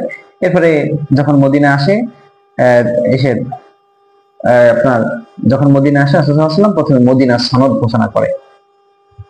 এটা ছিল প্রথম সংবিধান। আমরা যেমন সংবিধান আছে না, কনস্টিটিউশন, আমাদের সংবিধানের 153টা অনুচ্ছেদ আছে, 11টি অধ্যায় আছে। আমরা যে সংবিধানে আমাদের লেখা আছে, যেটা 17 বার পরিবর্তন হয়েছে আমাদের এই সংবিধান। কিন্তু মদিনা সনদ যখন গিয়েছে, এটা ছিল ইসলামের প্রথম সংবিধান। রাসূল সাল্লাল্লাহু আলাইহি ওয়াসাল্লাম সংবিধান করেছে। এই সংবিধানের অনেক বিষয়গুলো আছে, আমি সবগুলো বলতেছি না। এরপরে আল্লাহ তাআলা রাসূল সাল্লাল্লাহু আলাইহি ওয়াসাল্লাম মুসলিম বাহিনী গঠন করেন এবং মুহাজির এবং মুসলমানদের ধ্বংস করতে যারা চায় তাদের বিরুদ্ধে তিনি প্রতিবাদ করেন। এরপরে মদিনার প্রথম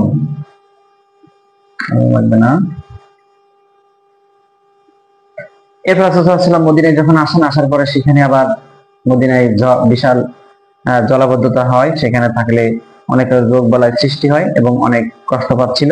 নবী করিম সাল্লাল্লাহু আলাইহি ওয়াসাল্লাম তখন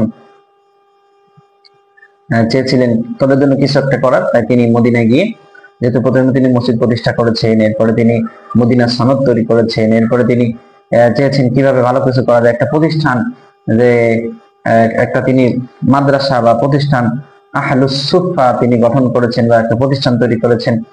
এরপরে তিনি মানুষের অভাব অনটন দূর করার জন্য একটা বাজার প্রতিষ্ঠা করেছেন। দেখেন রাসূল সাল্লাল্লাহু আলাইহি ওয়াসাল্লামের এটা ইসলামের প্রথম বাজার ছিল, যে বাজার সেই নিয়মে চলতো, কোরআনের নিয়মে চলতো, সেই বাজার রাসূলের আদেশে চলতো। এমন বাজার আমরা দেখি না। আমাদের বাজার মানুষের নিয়মে চলে, মানুষ যেটা বলে সেটাই। আজকের দাম এটা আছে, কালকে সেটা পরিবর্তন হয়ে যায়। তা রাসূল সাল্লাল্লাহু আলাইহি ওয়াসাল্লাম যে বাজার প্রতিষ্ঠা করেছেন এই মদিনাতেই, সেই মদিনার বাজার আমরা প্রতিষ্ঠা করতে পারি না। এই জন্য আমাদের মদিনার জীবন পড়া অনেক গুরুত্বপূর্ণ। রাসূল সাল্লাল্লাহু আলাইহি ওয়াসাল্লাম যখন মদিনায় কিছুদিন থাকলেন, রাসূল সাল্লাল্লাহু আলাইহি ওয়াসাল্লাম তখনও কিন্তু কিবলার দিকে নামাজ পড়তেন, বাইতুল আকসার দিকে। যেহেতু পৃথিবীর সকল মুসলিম বাইতুল আকসার দিকে নামাজ পড়েছেন, আমাদের ইসলামের প্রথম কিবলাই ওটাকে বলা হয়। রাসূল সাল্লাল্লাহু আলাইহি ওয়াসাল্লাম শেষ নবী, তাই তার রাসূল যখন আপনার মদিনায় আসলেন, তার কাবা ঘরটা তখন পিছন দিকে পড়ে গিয়েছে। রাসূল সাল্লাল্লাহু আলাইহি ওয়াসাল্লাম কিবলার দিকে নামাজ পড়তেছেন। রাসূলের মনে হচ্ছে, রাসূল মনে মনে ভাবতেছে, আমার কাবা ঘরটা আমি পিছন দিকে রেখে নামাজ পড়তেছি, আমার মাতৃভূমিকে আমি পিছন দিকে দিয়ে নামাজ পড়তেছি। তখন তার মনে একটু খটকা লাগে। তখন আল্লাহ তাআলা এই সূরা বাকারার কিছু আয়াত নাযিল করেছিলেন, সায়াকুলুস সুফাহাউ মিনান নাস মা ওয়াল্লাকুম আন কিবলাতিহিম আল্লাতী কানু আলাইহা কুল লিল্লাহিল মাশরিকু ওয়াল মাগরিবু ইয়াহদি মান ইয়াশা ইলা সিরাতিন মুস্তাকিম। এরপর আয়াতগুলো ধাপে ধাপে এরকম কথাই বলা আছে, কাবার পরিবর্তনের কথা। রাসূল সাল্লাল্লাহু আলাইহি ওয়াসাল্লাম কোন এক যোহরের নামাজ পড়তেছিলেন সম্ভবত, নামাজের মধ্যেই আল্লাহ তাআলা ঘোষণা আসলেন, নাযিল হলেন, তুমি কিবলা পরিবর্তন করে ফেলো এবং তুমি তোমার মক্কার দিকে কিবলা তৈরি করো। আজ পর্যন্ত আমরা মক্কার দিকে কিবলা করে মক্কার দিকে নামাজ পড়ি।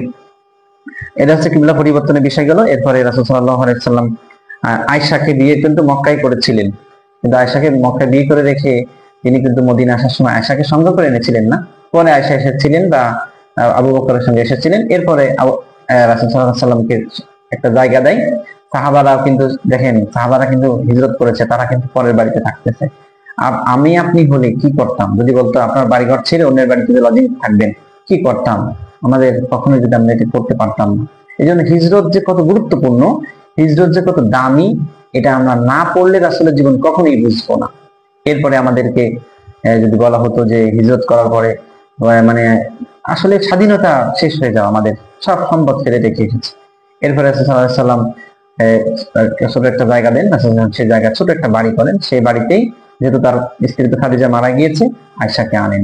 এরপরে এক এক ধাপে ধাপে রাসূল সাল্লাল্লাহু আলাইহি ওয়াসাল্লাম সেখানেই তিনি কয়েকটা বিয়ে করেন, কোন জায়গায় আছে 9টা, কোন জায়গায় আছে 11টা। তিনি বিবাহ বন্ধন আবদ্ধ হন। এগুলো সব আল্লাহর হুকুমে হয়েছে।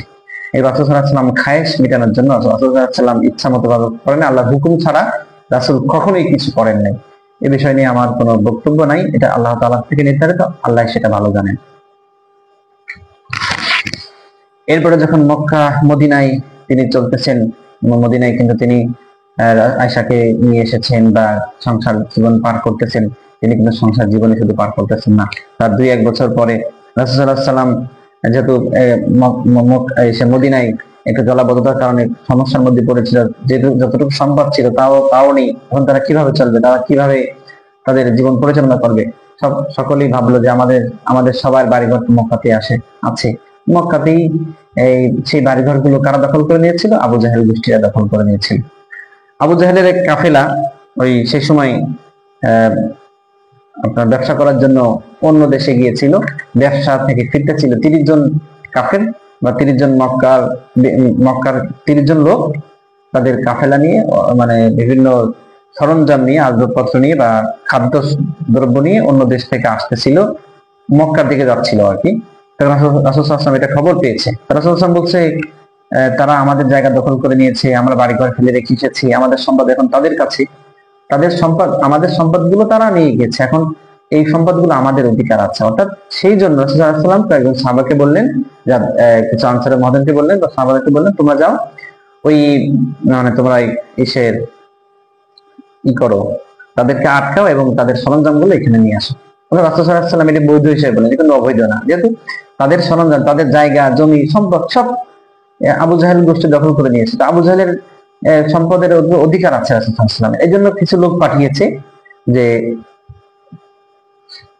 তোমরা ওই কাফেলাকে আটকাও এবং তোমরা করো, তাদের মালগুলো মক্কায় নিয়ে মদিনায় নিয়ে আসো। তখন কিন্তু অনেকেই আটকানোর জন্য গেল, যাওয়ার পরে এটা শুনতে পাইল যে আবু জাহেলের মাল ধ্বংস করার জন্য আসতেছে রাসূলের বাহিনী, সাল্লাল্লাহু আলাইহি ওয়াসাল্লাম বাহিনী। আবু জাহেল কি করলো যে ওই মাল যেন না নিতে পারে, তাই 1000 জন লোক নিয়ে ওই ঠেকানোর জন্য আসলো। আবু জাহেলের ইচ্ছা ছিল না যে ওইখানে যে কিছু ঘটবে, বলছে আমরা মাল নিতে দেবো না, আমাদের সম্পদ আমরাই নিয়ে আসবো। আর রাসূল সাল্লাল্লাহু আলাইহি ওয়াসাল্লাম এই খবর শুনতে পেল, যেহেতু সেই সময় মক্কায় কিন্তু মুসলমান ছিল, গোপন মুসলমান। রাসূল সাল্লাল্লাহু আলাইহি ওয়াসাল্লাম যদিও মক্কা থেকে চলে এসেছে, কিন্তু মক্কায় কিছু মুসলিম ছিল, নবমুসলিম, যে রাসূলকে ভালোবাসতো, রাসূলকে সংবাদ পাঠিয়েছে, হে নবী, মদিনায় সংবাদ পাঠিয়েছে যে এই পাশে আবু জাহেল কিন্তু লোক গুছাচ্ছে। আবু জাহেল 1000 লোক গুছিয়ে ওই কাফেলার দিকে যাচ্ছে। রাসূল সাল্লাল্লাহু আলাইহি ওয়াসাল্লাম বুঝতে পারলেন, অল্প কিছু লোক পাঠিয়েছিলেন প্রথমে, এরপরে রাসূল সাল্লাল্লাহু আলাইহি ওয়াসাল্লাম বললেন না, আরো কিছু লোক লাগবে। রাসূল সাল্লাল্লাহু আলাইহি ওয়াসাল্লামের ছোট বড় মিলে সবাইকে মিলে দেখলেন যে 313 জনের মতো লোক হয়। রাসূল সাল্লাল্লাহু আলাইহি ওয়াসাল্লাম 313 জন লোক নিয়ে, আর এই পাশে 1000 জন। রাসূল সাল্লাল্লাহু আলাইহি ওয়াসাল্লাম গেলেন কিন্তু কি জন্য? যে ওই যে কজন লোককে পাঠিয়েছিল সেই কজন লোককে বাঁচানোর জন্য এবং ওই মালগুলো নিয়ে আসার জন্য। এই পাশে আবু জাহেলের যুদ্ধ করার নিয়ত ছিল না, রাসূল সাল্লাল্লাহু আলাইহি ওয়াসাল্লামের যুদ্ধ করার নিয়ত ছিল না। তারা শুধু যার যার আত্মরক্ষার জন্য এবং সম্পদের জন্য গিয়েছিল। দেখেন আল্লাহ তাআলা এখানে চেয়েছিলেন না এখানে যুদ্ধ হোক। আল্লাহ তাআলা সেই আয়াত কোরআনে নাযিল করেছেন। এগুলো সব কোরআনের কথা, এগুলো সব কোরআন থেকে আমি পড়েছি, কোরআন থেকে সংগ্রহ করেছি, বিভিন্ন জায়গা থেকে সংগ্রহ করে আমি সে কথাগুলো বলতেছি। হয়তো কিছু কথা মিস হয়ে যাচ্ছে, কিন্তু আমি চাচ্ছি যে অল্প হলেও সব জন্য মাথার ভিতরে থাকে। এরপরে যখন রাসূল সাল্লাল্লাহু আলাইহি ওয়াসাল্লাম আসলেন তার সাহাবাদেরকে নিয়ে, এবং সে আসলে 1000 সৈন্য নিয়ে, আল্লাহ তাআলা সিস্টেম করে দিলেন তোমার যুদ্ধ লেগে যাও। এরপরে যুদ্ধ লেগে গেল।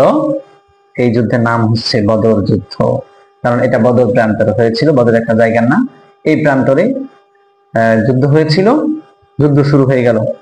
প্রথমে শুরু হলো কথার যুদ্ধ, এরপরে শুরু হলো অস্ত্রের যুদ্ধ।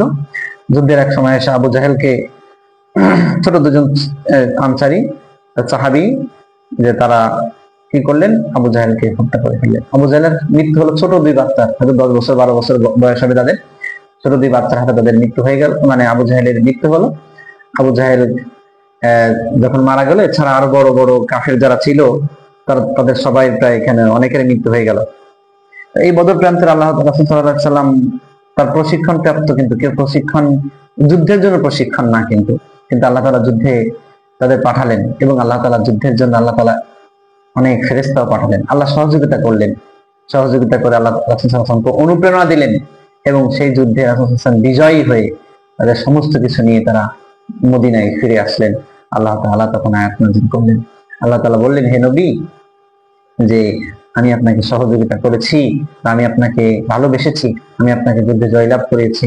অর্থাৎ রাসূল সাল্লাল্লাহু আলাইহি ওয়াসাল্লাম যদি ওই যুদ্ধে হেরে যেতেন, তাহলে আল্লাহ রাসূল সাল্লাল্লাহু আলাইহি ওয়াসাল্লাম সেই সময় তার জীবন হয়তো শেষ হয়ে যেত, অথবা তিনি সেই সময় ইসলামের ওইখানে ধ্বংস হয়ে যেত। কিন্তু আল্লাহ চেয়েছেন না, যুদ্ধে যাতে না হেরে যায়, আল্লাহ নিজের পক্ষ থেকে সহযোগিতা করেছে। এটাই ছিল প্রথম ফেরেশতাদেরকে যুদ্ধে রাসূল সাল্লাল্লাহু আলাইহি ওয়াসাল্লামের জয় করা, বা ইসলামের প্রথম যুদ্ধ। সেই যুদ্ধের নাম হচ্ছে বদর যুদ্ধ। আমরা বদর যুদ্ধের ঘটনা সব জানি, কিন্তু আমার যুদ্ধের ঘটনা মূলত বলা না, আমার মূল বলা হচ্ছে রাসূলের জীবনীটা প্রথম থেকে শেষ পর্যন্ত বলা। এরপরে যখন রাসূল সাল্লাল্লাহু আলাইহি ওয়াসাল্লাম বদর যুদ্ধের মাল সামানা নিয়ে আসলেন, আল্লাহ তাআলা তখন সেই মাল সামানা ভাগ করে দেওয়ার কথাও আল্লাহ তাআলা কোরআনে এখানে বলে দিলেন, যে ওয়া'লামু আন্নামা গানিমতুম মিন শাইইন ফাআন্না লিল্লাহি খুমুসাহু ওয়া লির-রাসূলি ওয়া লিযিল কুরবা ওয়াল ইয়াতামা ওয়াল মাসাকিন ওয়া ইবনিস সাবিল ওয়াল ইয়াতামা ওয়াল মাসাকিন ওয়া ইবনিস সাবিল। আল্লাহ তাআলা এখানে সুন্দর করে বলে দিলেন যে তিন মিসকিনদের দিতে হবে, কিন্তু সম্পদ তোমার পরিবারের জন্য রাখবে, বাকিদের সবাইকে দিয়ে দিতে। আল্লাহ তাআলা সুন্দর একটা বন্টন করে দিলেন। বদর যুদ্ধ শেষ হলো। রাসূল সাল্লাল্লাহু আলাইহি সাল্লাম বদর যুদ্ধের পরে রাসূল সাল্লাল্লাহু আলাইহি সাল্লাম মদিনায় যখন আসলেন, তখন মদিনার নতুন আবার যখন মদিনায় তিনি আসলেন, আসার পরে মদিনায় আবার নতুন সত্র শুরু হয়। কারণ মদিনায় 3টা গোত্র ছিল, কিন্তু এখানে একটা ছিল বনু কাইনুকা গোত্র, বনু কুরাইজা আর বনু নাজির। এই 3টা ইহুদি গোত্র ছিল, খুব বড় বড় গোত্র ছিল। এই ইহুদি গোত্র রাসূল সাল্লাল্লাহু আলাইহি সাল্লামকে অশান্তি দিচ্ছিল, বা রাসূল ওই ইহুদি গোত্রের সাথে মক্কার বাসীদের যোগাযোগ ছিল। দেখেন, বদর যুদ্ধে যখন আবু জাহেলের মৃত্যু হলো, তখন আবু জাহেলের ছেলে ছিল ইকরামা। সে ইকরামা কি করলো, যে সে যখন জানলো তার বাবাকে মেরে ফেলেছে, তার আরো চাচা যারা ছিল, যারা শক্তিশালী ব্যক্তি ছিল মক্কার, কুরাইশ বংশের যারা ছিল, অন্যান্য গোত্রের যারা ছিল, সবাই নামি দামি লোকেরা যখন মৃত্যুবরণ করলো, তখন ইকরামা আরো লোক গোছালো, কি আমার বাবাকে মেরে ফেলেছে, আমার প্রিয় ব্যক্তিদেরকে মেরে ফেলেছে, তারা আরো লোক গোছালো। প্রায় তারা 3000-এর মতো লোক গোছালো, 3000 লোক গোছায়। কিন্তু মক্কায় যে ঘটনাগুলো ঘটতেছে সব কিন্তু আবার মদিনায় পৌঁছা যাচ্ছে, কারণ মক্কায় কিন্তু মুসলিম আছে, গোপনে গোপনে তারা কিন্তু সাংবাদিক আছে। আল্লাহ তাআলা জার্নালিস্ট বা সাংবাদিক মক্কায় রেখে দিয়েছে। মক্কার খবরগুলো মদিনায় রাসূল সাল্লাল্লাহু আলাইহি ওয়াসাল্লামের কাছে পৌঁছায় যায়। রাসূল সাল্লাল্লাহু আলাইহি ওয়াসাল্লাম বলে, কি তারা 3000 লোক বোঝাচ্ছে? রাসূল সাল্লাল্লাহু আলাইহি ওয়াসাল্লাম এই পাশ থেকে প্রস্তুত হলেন যে তারা লোক বোঝাচ্ছে, আমরাও আমাদের লোক আছে, বা আমরা আল্লাহর পক্ষ থেকে সাহায্য পাবো, এই বলে তিনি যারা কাফের ছিল, যেমন আবু সুফিয়ান তখন কিন্তু দেশে ছিল, আবু সুফিয়ান ছিল, আবু জাহেলের ছেলে ইকরামা ছিল, এরপরে আরো প্রায় 3000 জন সৈন্য ছিল। এবং সেখানে তার সৈন্যদের মধ্যে তারা নারী ছিল, তাদের মানে পুত্র, মানে স্ত্রী সন্তান পুত্র অনেকেই ছিল। সবাইকে নিয়ে তারা যুদ্ধের জন্য, মক্কার নামি দামি লোকদেরকে মেরে ফেলেছে, তাই তারা প্রতিশোধ নেওয়ার জন্য, অথবা তারা আবার চলে আসতেছে, চলে এসেছে মদিনার দিকে চলে এসেছে। তখন উহুদ প্রান্তরে তারা পৌঁছে গিয়েছে। রাসূল সাল্লাল্লাহু আলাইহি ওয়াসাল্লাম প্রায় 1000 লোক, এখন রাসূল সাল্লাল্লাহু আলাইহি ওয়াসাল্লামের কিন্তু মুসলমানের সংখ্যা বেড়ে গিয়েছে। যেখানে 170 জন ছিল, এখন বাড়তে প্রায় 1300-1400 হয়ে গেছে। তারা 3000 লোক এসেছে। রাসূল সাল্লাল্লাহু আলাইহি ওয়াসাল্লাম 1000 লোক নিয়ে উহুদের প্রান্তরে যাচ্ছিলেন। তার থেকে 300 জন লোক যখন যারা মুনাফিক ছিল, যদিও তারা নতুন মুসলমান হয়েছিল, বা তারা মুনাফিক ছিল এক প্রকার, তারা পিছে হেঁটে চলে এসেছিল। 700 জন লোক নিয়ে রাসূল সাল্লাল্লাহু আলাইহি ওয়াসাল্লাম উহুদের প্রান্তরে গিয়েছেন। উহুদ একটা পাহাড়ের নাম, যার 2 পাশে পাহাড় ছিল, বা 3 পাশে পাহাড় ছিল। পাহাড়ের যে গিরিখাত বা পাহাড়ের যে মধ্যবর্তী স্থান, সেখানে রাসূল সাল্লাল্লাহু আলাইহি ওয়াসাল্লাম গিয়েছিল। তা রাসূল সাল্লাল্লাহু আলাইহি ওয়াসাল্লাম কিছু লোককে ভাগ করে দিয়েছিল, এই 50 জনকে বলেছিল তুমি এই পাহাড়ের পরে ওঠো, আর 50 জন বলেছিল তুমি এই পাহাড়ের পরে ওঠো, 70 জন পিছন দিক থেকে যেন আক্রমণ না করতে পারে। এখন রাসূল সাল্লাল্লাহু আলাইহি ওয়াসাল্লাম এই কথা বলে দিয়েছিল, যদিও তোমরা দেখো আমরা নিচে যুদ্ধ করতে করতে আমরা বিজয় লাভ করেছি, আমি না বলা পর্যন্ত তোমরা আসবে না। অথবা তোমরা যদি দেখো যে যুদ্ধ করতে করতে আমরা সবাই শাহাদাত বরণ করেছি, এরপরেও তোমরা আসবে না। এই দুই পাশের পাহাড়ের যারা দায়িত্ব তাদেরকে এই কথা বলে দিয়েছিল। কিন্তু তারা যখন দেখে মুসলমানরা যুদ্ধ করতে করতে অনেক কাফেরদের মেরে ফেলেছে, মুসলমানদের প্রায় জয়ের দাঁড় টানতে মুসলমানরা প্রায় বিজয় হয়ে গেছে, সবাই দেখে অস্ত্র গোছাচ্ছে, তখন ওই 50 জন এই 50 জন দুই পাহাড় থেকে নেমে এসেছে। যখন পিছন দিক থেকে আক্রমণ করে তখন যখন ওরা যখন নেমে আসে তখন কাফেররা বুঝতে পারে, কাফেররা কিন্তু পিছিয়ে উঠতেছিল, কাফেররা ওই উহুদের যুদ্ধে কাফেররা পিছিয়ে উঠে চলে গেছে, যে মক্কাবাসীরা যে তারা যুদ্ধে প্রায় পরাজিত হয়ে গেছে। যখন ওই পাহাড় থেকে নেমে এসেছে পাহারাদার, তখন ওই পাশ থেকে যখন দেখে যে পাহারাদার কেউ নাই, তারা ভিতর দিয়ে ঢুকে আতর্কিত হামলা চালিয়েছে এবং অনেক মুসলমান সেখানে শহীদ হয়েছে। এমনকি অনেক মুসলমান সেখান থেকে পলায়ন করেছে, কয়েকজন ছিল, তার ভিতরে 7 জন ছিল হয়তো।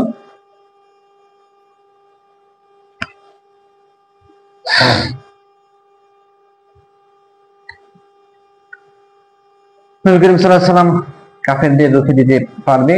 আমরা 7 জন ছিল, তার ভিতরে ছিল আবু বকর রাদিয়াল্লাহু তাআলা, ওমর রাদিয়াল্লাহু তাআলা, 4 জন সাহাবা ছিল। পরে রাসূল সাল্লাল্লাহু আলাইহি ওয়াসাল্লামকে দূর থেকে আক্রমণ করা হয় এবং রাসূল সাল্লাল্লাহু আলাইহি ওয়াসাল্লাম সেইখানে প্রথমে রাসূল সাল্লাল্লাহু আলাইহি ওয়াসাল্লাম ঠোঁট কেটে যায়, এবার রাসূল সাল্লাল্লাহু আলাইহি ওয়াসাল্লামের মুখে লাগে। রাসূল সাল্লাল্লাহু আলাইহি ওয়াসাল্লামের এখানে যখন অস্ত্র লাগে, রাসূল সাল্লাল্লাহু আলাইহি ওয়াসাল্লামের এই দাঁত মুবারক ভেঙে যায়। রাসূল সাল্লাল্লাহু আলাইহি ওয়াসাল্লামের এখান থেকে দাঁত ঢুকে ঠোঁটের ভিতরে দাঁত ঢুকে রক্ত পড়তেছিল। এবং রাসূল সাল্লাল্লাহু আলাইহি ওয়াসাল্লাম উহুদের ময়দানে অনেক তিনি যখন এরকম এবং তার মাথায় যখন আঘাত লাগে, তার মাথারও এখান থেকে রক্ত বের হয়। রাসূল সাল্লাল্লাহু আলাইহি ওয়াসাল্লাম তখনই পড়ে যায়, যখন ওই মরুভূমিতে বা পাহাড়ের মাঝে যখন বালু ছিল এখানে যখন পড়ে যায়। রাসূল সাল্লাল্লাহু আলাইহি ওয়াসাল্লাম চারপাশে লোক ছিল, যে দূর থেকে কিছু লোক দেখা যায় রাসূল সাল্লাল্লাহু আলাইহি ওয়াসাল্লাম আঘাত লেগে পড়ে গিয়েছে, তারা মদিনায় সংবাদ পৌঁছায় যে রাসূল সাল্লাল্লাহু আলাইহি ওয়াসাল্লাম ইন্তেকাল করেছেন। দ্রুত ফাতেমা রাদিয়াল্লাহু তাআলা চলে আসেন। আয়েশা এরপরে ফাতেমা রাদিয়াল্লাহু তাআলা এসে তার বাবাকে ধরেন এবং তার বাবার রক্তগুলো মুছাই দেন, ধোয়াই দেন, পরিষ্কার করে দেন। এরপরে সেই যুদ্ধে আসলে অনেকে বলে সেই যুদ্ধে মানে রাসূল সাল্লাল্লাহু আলাইহি ওয়াসাল্লাম পরাজিত হয়েছেন, আসলে পরাজিত হয় না। পরাজিত হলে তো তারা মদিনাকে দখল করে নিত, আসলে পরাজিত হয়নি। সেই যুদ্ধে রাসূল সাল্লাল্লাহু আলাইহি ওয়াসাল্লাম জয়ীও হয় নাই, পরাজিত হয় নাই। কারণ রাসূল সাল্লাল্লাহু আলাইহি ওয়াসাল্লাম জয়ী হয়েছেন, যেহেতু মদিনাকে তারা শেষ করতে পারে না। তাদের ইচ্ছা ছিল মদিনায় গিয়েছে রাসূল মদিনা ধ্বংস করে দেবে, রাসূলকে ছিনিয়ে নেবে, রাসূলকে মারবে, তাহলে তারা পারে নাই। তার মানে তারা পরাজিত, রাসূল সাল্লাল্লাহু আলাইহি ওয়াসাল্লাম জয়ী হয়েছেন এই ক্ষেত্রে, এই জন্য এটা বলবো আমরা। এরপরে রাসূল সাল্লাল্লাহু আলাইহি ওয়াসাল্লাম যখন মদিনায় ফিরে আসলেন, আসার পরে রাসূল সাল্লাল্লাহু আলাইহি ওয়াসাল্লামকে সেবা শুশ্রূষা করা হলো। এরপরে আবার মক্কার ব্যক্তিরা বললো, মক্কা যখন তারা ফিরে গেল, যাওয়ার পরে তারা আবার নতুন করে প্ল্যান করলো। এবার 10,000 সৈন্য তারা গোছালো যে রাসূলকে যেভাবে হোক মারতে হবে। এবার মক্কার চারিপাশে ঘেরাও করে ফেললে। তারা দূরের থেকে শত্রু ভাড়া করে নিয়ে আসলো, গুন্ডা ভাড়া করে নিয়ে আসলো, প্রায় 10,000 সৈন্য গোছালো। গুছিয়ে তারা বলছে মদিনার চারিপাশে ঘেরাও করে মদিনার রাসূল সাল্লাল্লাহু আলাইহি ওয়াসাল্লামকে মদিনায় শেষ করে দেবে এবং মদিনার শেষ হয়ে যাবে, রাসূলের জীবন শেষ হয়ে যাবে, এরকম তারা ভেবেছিল। কিন্তু আল্লাহ তাআলা তো যেটা চান না সেটা কখনো হয় না, আল্লাহ যেটা চান সেটাই হয়। আল্লাহ তাআলা চেয়েছিলেন যেটা, সেটাই হলো, যে রাসূল সাল্লাল্লাহু আলাইহি ওয়াসাল্লামকে হুকুম দেওয়া হলো, হে নবী আপনার বিশ্রাম নেওয়ার সময় শেষ, আপনি অসুস্থ হয়েছেন, আপনি আপনার বিশ্রাম নেওয়ার সময় শেষ, আপনি তাড়াতাড়ি ওঠেন। এবার রাসূল সাল্লাল্লাহু আলাইহি ওয়াসাল্লাম উঠলেন। এটা ছিল হিজরতের 4র্থ বর্ষ। রাসূল সাল্লাল্লাহু আলাইহি ওয়াসাল্লাম সেখানে আসলেন এবং রাসূল সাল্লাল্লাহু আলাইহি ওয়াসাল্লাম উঠে সাহাবাদেরকে বললেন তাড়াতাড়ি চলো। এরপরে তিনি উহুদের যেহেতু উহুদ যুদ্ধে কিন্তু অনেক ক্ষয়ক্ষতি হয়েছে, উহুদ যুদ্ধে যে একটা সংকট, এই সংকট কাটিয়ে ওঠাও কষ্ট হচ্ছিল। এই বছর আরেকটা জিনিস ঘটে গিয়েছিল, যখন ওই যে যাকে বলে ইফকের কাহিনী, যে ইফকের কাহিনী হচ্ছে যেমন তার স্ত্রীকে বদনাম দেওয়া, তার স্ত্রী আয়েশা রাদিয়াল্লাহু তাআলার নামে বদনাম দেওয়া, এই ঘটনাটা এই বছর ঘটে গিয়েছে। এরপরে যা হোক, এই ঘটনা বিস্তারিত আছে, এগুলো মূলত আমাদের শিক্ষার বিষয় না, সবগুলো শিক্ষার বিষয়, কিন্তু এই ঘটনার এতগুলো বিস্তারিত ঘটনা বলতে আমি পারবো না, যেহেতু আমি চাচ্ছি একটু বলে আপনাদেরকে জানানোর জন্য। এরপরে যখন ঘটনা শেষ হলো, তখন রাসূলুল্লাহ ওই যে 10,000 সৈন্য তারা গুছাচ্ছে, 10,000 সৈন্য নিয়ে তারা যে মদিনায় প্রবেশ করবে, আক্রমণ করবে, তখন রাসূলুল্লাহ বুঝতে পারলেন তাদেরকে মদিনায় আক্রমণ করতে দেওয়া যাবে না। তাই সাহাবাদেরকে নিয়ে রাসূলুল্লাহ চারিপাশে পরীক্ষা বা খাল খনন, এই খন্দক খনন করলেন। রাসূলুল্লাহ নিজে হাত দিয়ে ওই খাল কাটতেছিলেন, কাটে কেটে মদিনার প্রায় 75 ভাগ জায়গায় তিনি খাল কেটে খনন করলেন অথবা খন্দক করলেন, যে যাতে ওই 10,000 সৈন্য যেন এখানে না ঢুকতে পারে। যদি তারা ঢুকে যায়, তারা তো অল্প, সেই সময় রাসূলুল্লাহের সমস্ত মুসলমানের সঙ্গে কমই ছিল, অল্প কিছু ছিল, 3 থেকে 4,000, তারা 10,000 সৈন্য আসতেছিল, তারা প্রস্তুতি নিয়ে আসতেছে রাসূলকে আবার মদিনায় ধ্বংস করে দিয়ে শেষ করে যাবে। কিন্তু তারা খন্দক করলেন, এবং ওই খন্দকের মধ্যে তারা যখন আসলেন, প্রায় কাছাকাছি চলে আসলেন, তখন তারা খবর পেল যে তখন তারা সংবাদ পেলেন যে রাসূল সাল্লাল্লাহু আলাইহি ওয়াসাল্লাম ওই মদিনায় ঢোকার পথে খন্দক করে রেখেছেন। মদিনায় ঢোকার পথে রাসূল সাল্লাল্লাহু আলাইহি ওয়াসাল্লাম চারপাশে খন্দক করে রেখেছে, তাই তারা ওই খন্দক পার হয়ে পরে আর আসতে পারতেছে না। তখন তারা দেখলো সেসব মদিনায় যে শত্রু ছিল, মদিনায় প্রথম যে শত্রু ছিল তারা ছিল বনু কাইনুকা গোত্র, ইহুদি গোত্র। বনু কাইনুকা গোত্র ইতিমধ্যে কিন্তু বনু কাইনুকা গোত্রকে ওই মদিনা ছাড়া করেছে, কারণ তারা বাজারে এক মুসলমান নারীর মানে মুখে কাপড় ছিল সেটা খুলে দিয়েছে, এবং অপমান করার কারণে রাসূল সাল্লাল্লাহু আলাইহি ওয়াসাল্লাম যেহেতু এখন ক্ষমতাশীল হয়ে গেছে, মদিনার শ্রেষ্ঠ শ্রেষ্ঠ ব্যক্তি তারা মুসলমান ধর্ম গ্রহণ করেছে, তাই তাদের বিচার মেনে নিতে হবে। তারা মদিনা থেকে ওই বনু কাইনুকা গোত্র থেকে তাড়াই দিয়েছে। দ্বিতীয় যে গোত্র ছিল বনু কুরাইজা, গোত্র ছিল, সেটা হচ্ছে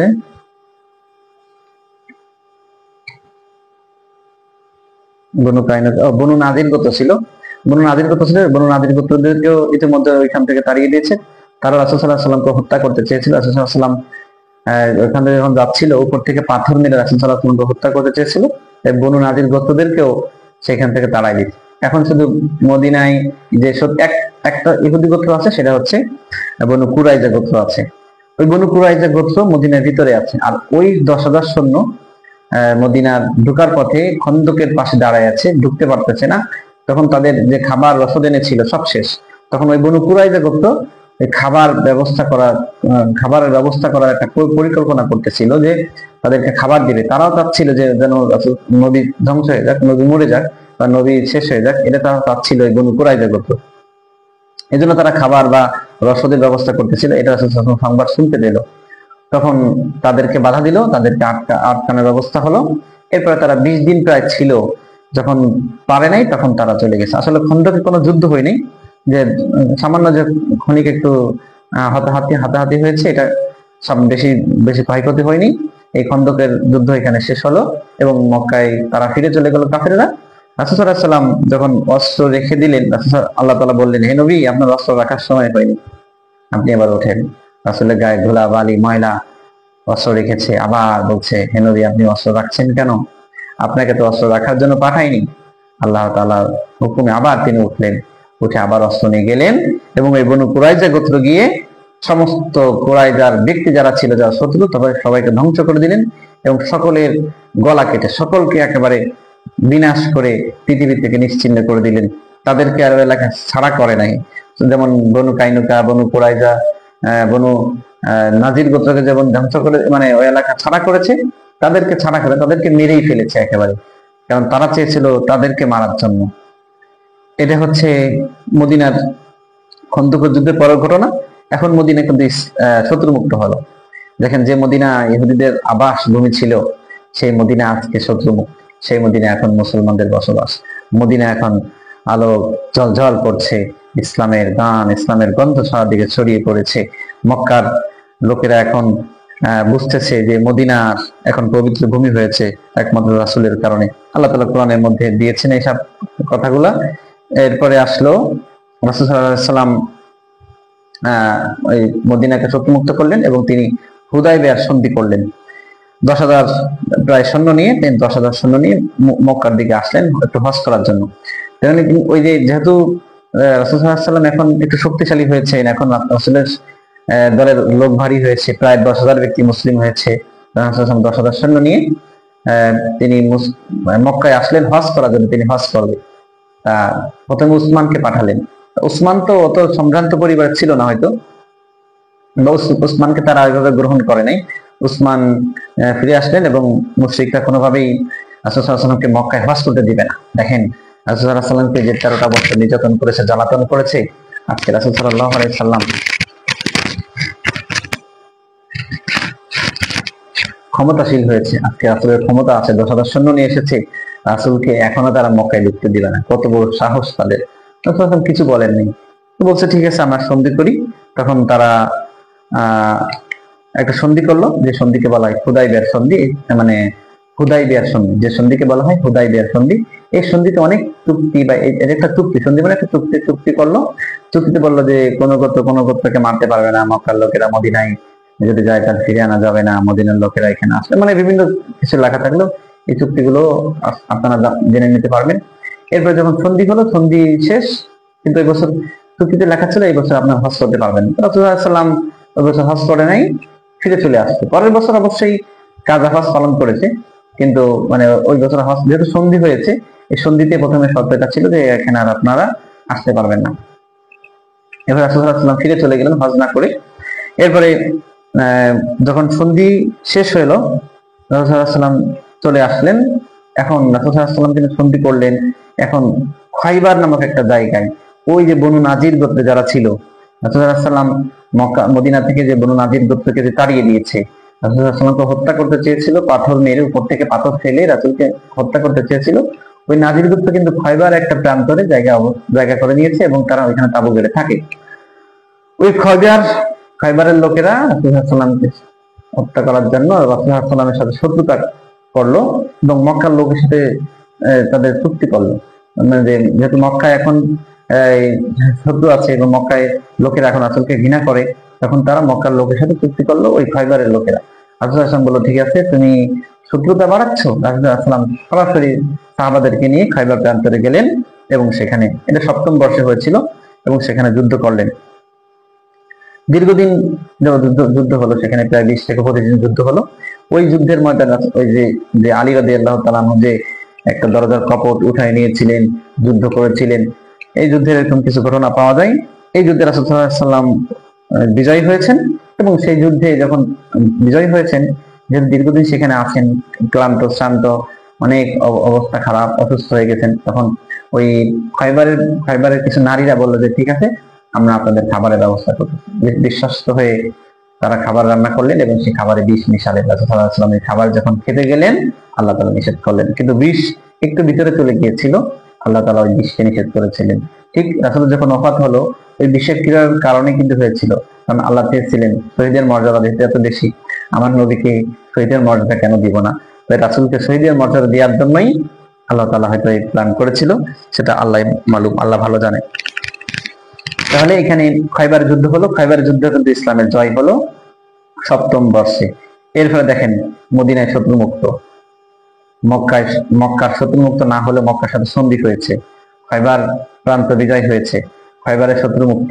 এখন রাসূল সাল্লাল্লাহু আলাইহি ওয়াসাল্লাম কি চাচ্ছে, তার ইসলামটাকে প্রসার ঘটাবে না, তাই তিনি আন্তর্জাতিক সম্পর্ক গড়ে তোলার জন্য আন্তর্জাতিক সম্পর্ক গড়ে তুলতে চাইলেন। তাই তিনি বিভিন্ন দেশে দাওয়াত পাঠালেন এবং দাওয়াতের উদ্দেশ্যে বিভিন্ন দেশে তিনি কি বলে আপনার দূত পাঠালেন। প্রথমে তিনি রোমান শাসকের কাছে দূত পাঠালেন, তিনি চিঠি পাঠালেন হিরাক্লিয়াসের কাছে। এরপরে তিনি পারস্য সম্রাটের কাছে তিনি দূত পাঠালেন। এরপরে তিনি মিশরের বাদশার কাছে দূত পাঠালেন। এরকম ভাবে তিনি নাজ্জাশী আবিসিনিয়ার বাদশার কাছে দূত পাঠালেন। এরকম ভাবে তিনি আন্তর্জাতিক সম্পর্ক গড়ে তুললেন। আমাদের নবীকে আন্তর্জাতিক জানতেন না? তিনি কি আন্তর্জাতিক বিষয়ে সম্পর্ক করতে পারতেন না? তিনি অবশ্যই পারতেন। তিনি অবশ্যই আল্লাহ তাআলা তাকে সকল বিষয় জানেন এবং জ্ঞান দিয়েছেন। রাসূল সাল্লাল্লাহু আলাইহি ওয়াসাল্লাম আন্তর্জাতিক ভাবে তিনি সম্পর্ক করার জন্য তিনি কূটনৈতিক সম্পর্ক গড়ে তুললেন। শুধু আমরাই কূটনৈতিক জানি, রাসূল সাল্লাল্লাহু আলাইহি ওয়াসাল্লাম শ্রেষ্ঠ কূটনীতিবিদ ছিলেন। এরপরে তিনি কূটনীতিক সম্পর্ক গড়ে তুললেন। এরপরে যখন কূটনৈতিক সম্পর্ক হলো, কিছু কিছু বিষয় হলো, যখন রাসূল সাল্লাল্লাহু আলাইহি ওয়াসাল্লাম ওই এসের মানে পারস্য সম্রাটের কাছে যখন লোক পাঠিয়েছিল, অথবা রোমান সম্রাটের কাছে লোক পাঠিয়েছিল, যে দূত পাঠিয়েছিল ওই বৈদেশিক সম্পর্ক কূটনীতিক যে দূত, ওই দূতকে মেরে ফেলেছিল। রাসূল সাল্লাল্লাহু আলাইহি ওয়াসাল্লাম ওই দূতকে মেরে ফেলেছিল বিধায় ওই প্রতিশোধ নেওয়ার জন্য রাসূল সাল্লাল্লাহু আলাইহি ওয়াসাল্লাম যুদ্ধের ময়দানে নামলেন এবং হাজার হাজার সৈন্য নিয়ে তিনি মুতার প্রান্তরে গেলেন। এবং সেখানে মুতার প্রান্তরে রাসূল সাল্লাল্লাহু আলাইহি ওয়াসাল্লাম হয়তো সাহাবাদেরকে পাঠিয়েছিলেন, সেই বৈশ্বিক মিশনের সূচনা হলো। তাহলে এতদিন কিন্তু ঘরোয়াভাবে যুদ্ধ হয়েছে, মক্কার লোকদের সাথে যুদ্ধ হয়েছে, বদর যুদ্ধ হয়েছে, উহুদ যুদ্ধ হয়েছে, খন্দক যুদ্ধ হয়েছে, খয়বার যুদ্ধ হয়েছে, সব নিজস্বভাবে একেবারে ন্যাশনাল, যেটা আপনার বলে আপনার ফাইট। এখন কিন্তু ইন্টারন্যাশনাল ফাইট শুরু হবে, অর্থাৎ ইন্টারন্যাশনাল ফাইট শুরু হলো বা বৈশ্বিক মিশনের সূচনা হলো মুতার যুদ্ধের মাধ্যমে। এই মুতার যুদ্ধের কাহিনী আমরা সবাই শুনেছি, যেমন আব্দুল্লাহ ইবনে রাওহা, যায়েদ ইবনে হারিস, জাফর রাদিয়াল্লাহু তাআলা আনহু সহ আরো সৈন্য নিয়ে মুতার প্রান্তরে সবাই গেলেন। 1,00,000 ইরাকিয়াতের যে সৈন্য ছিল, 1,00,000 সৈন্য নিয়ে তারা আসলো। আর এই পাশে মাত্র আমাদের মুসলমানদের সংখ্যা ছিল কয়েক হাজার, হয়তো 3,000-এর মতো এরকম হবে সৈন্য ছিল। 3,000 সৈন্য 1,00,000 সৈন্যের সাথে কিভাবে জিততে পারে?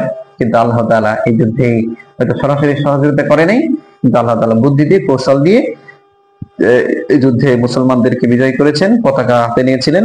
শত্রু বাহিনী প্রথমে পতাকা হাতে নিলেন খালিদ বিন ওয়ালিদ।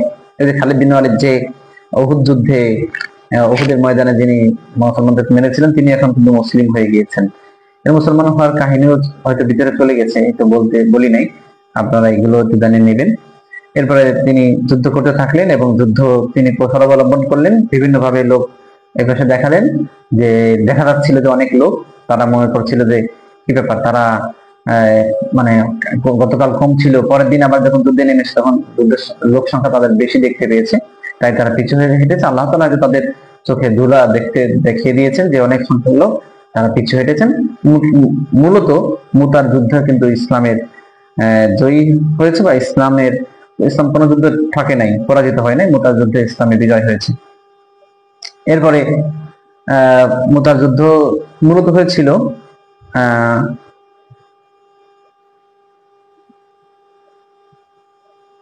এখন মুতার যুদ্ধ শেষ। মুতার যুদ্ধ শেষে রাসূল সাল্লাল্লাহু আলাইহি ওয়াসাল্লামের সাহাবাগণ মদিনায় ফিরে আসলেন।